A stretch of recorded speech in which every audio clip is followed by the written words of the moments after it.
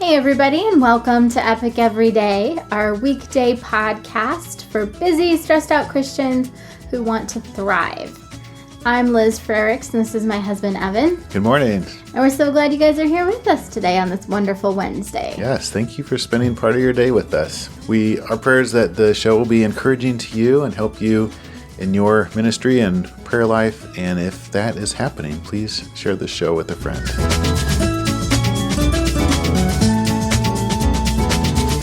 So this week we are talking about shining like lights in the darkness and how that's the ministry God's called us to be. And since today's CSC is being centered, which is living out of the essence of who God designed you to be, we thought we'd talk about death to self today. Right. It's kind of odd to think about that, but that's actually what brings us to light in ourselves is the death of ourselves, the death of the dark parts of ourselves that we need to overcome. Right. Well, and I think we live in a culture that is just so inundated with selfishness and shame and indulgence. And you just have to watch the TV for like 30 seconds, like look at the commercials. What are they trying to hook into? And it is, this selfishness, like I need all these things. And a lot of it is shame-based too. It's like, I need these things because I'm not good enough. And if I had these things, I would be good enough. Yeah, like you're not pretty enough. You don't smell nice enough. Right. You deserve nicer things. Right. Yeah. Whatever it is. Mm-hmm. A world of indulgence. You deserve whatever it is. That's a virtue in our culture. The kind of, I take care of myself and it's me first, and that kind of gets praised. And for that reason, I mean, a lot of things we're talking about this week, the light and the darkness is selflessness really gets noticed because it's so unusual. Yeah, well, and it's not, one of the things that I absolutely love about the way God's designed the world to work is selflessness doesn't mean hating ourselves. Jesus says in Matthew 22:37, "Love the Lord your God with all your heart and with all your soul and with all your mind. This is the first and greatest commandment, and the second is like it. Love your neighbor as yourself. All the law and the prophets hang on these two commandments." And I love that because, Christianity is the only religion that I've found that kind of walks that line between like, love yourself, take care of yourself, and love others. I think we so often emphasize one or the other, but it's kind of this balance scale where we need to have them equally balanced to be able to move forward. Yeah. And again, effective ministers are able to walk that line. And the third thing that we need to combat is that self-indulgence with discipline, with godly discipline. And that's throughout the biblical teachings is that we need to be disciplined. Right. Yeah. Because discipline is what leads us where we want to go. There are so many like motivational videos on YouTube or probably tons of other places that on are like VHS. Probably. They're like, if you want to be motivated, you need to get self-discipline.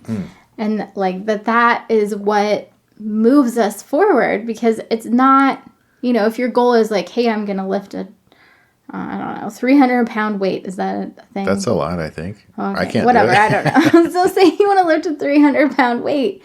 You have to do the discipline of the intervening steps. Like you can't just jump to, yay, I'm going to lift a 300-pound weight. You have to practice lifting a 50-pound weight, and then a 100-pound weight, and then a 150-pound weight, and a 200-pound weight. Like you can't skip over the small steps. Like the small steps matter. The nice thing about this is that the solution here to get those things like loving others, loving self, and being disciplined is that it means coming back to the original design. Like that's the way Jesus designed us to operate anyway, is to do those things. Right. And when we get lost in selfishness, we're really gone astray. And so I guess it's reassuring because there's a plan there. There's something to come back to.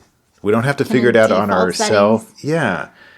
I mean, in a way, we are born into sin, so that's our default setting. But the original design of the machine, us, is to do this other stuff. And so it's very possible, I don't know. It just seems unsurmountable sometimes to Yeah. avoid selfishness, or any of these things that we're supposed to change. Well, we can't without the Holy Spirit. I mean, Right. Paul talks about that in Galatians 5, that part of the fruit of the Spirit is self-control. So I guess we can't do yeah. it without God. I'm just bringing it up today because we're talking about center today. So that's the thing. Like we're designed to be centered on this identity, Right. this self-identity of being, selfless and disciplined and these things. And have self-love. This is how we're made to be. Right, This was the plan all along. And that's what is winsome and shines like a light in the dark. Because it's countercultural to do those things. And yet, I always find it so fascinating when science bears out the things that God says in His Word. They recently did a study on compassion and how we need compassion in order to feel fulfilled. And so if we're not loving other people, surprise, surprise, we're going to be more prone to depression and, all these health problems. And so we need the outward focus. But then on the other end of the spectrum, there's all these studies done about stress and how if we don't get in our self-care, we're miserable and depressed and we can't be who God's designed us to be. So it's kind of like, oh yeah, that's so true. Look, that's what God said. Yeah. I think an obvious example of this is played out in relationships. We can't be a good friend or even a very good acquaintance if we're so lost in selfishness and we're just constantly like looking to the other person for what can I get out of this? Oh yeah. What are you going to give me? Where are you going to get my needs met? But being someone who is having give and take there, loving them and loving yourself and letting them love you, like that's so much good synergy. And it's like way better than just prowling around trying to see what kind of resources you can take from other people. And Well, and it's so interesting because that selfishness feels plasticky. Like it doesn't feel authentic, even though it is authentic in the sense that the person is acting out there genuine, like I need something from you. Sure. But it still feels... Well, it's a big turnoff to the other person for sure. It is. But maybe the selfish person is kind of oblivious to it, or they're being sometimes. But I think a lot of it is just not care. Like they just don't care about others. You can't do ministry like that. We were actually talking about this. We watched Fifth Element last night, and we were talking about it with the main villain. It just doesn't make any sense because he's selling out the universe to be destroyed.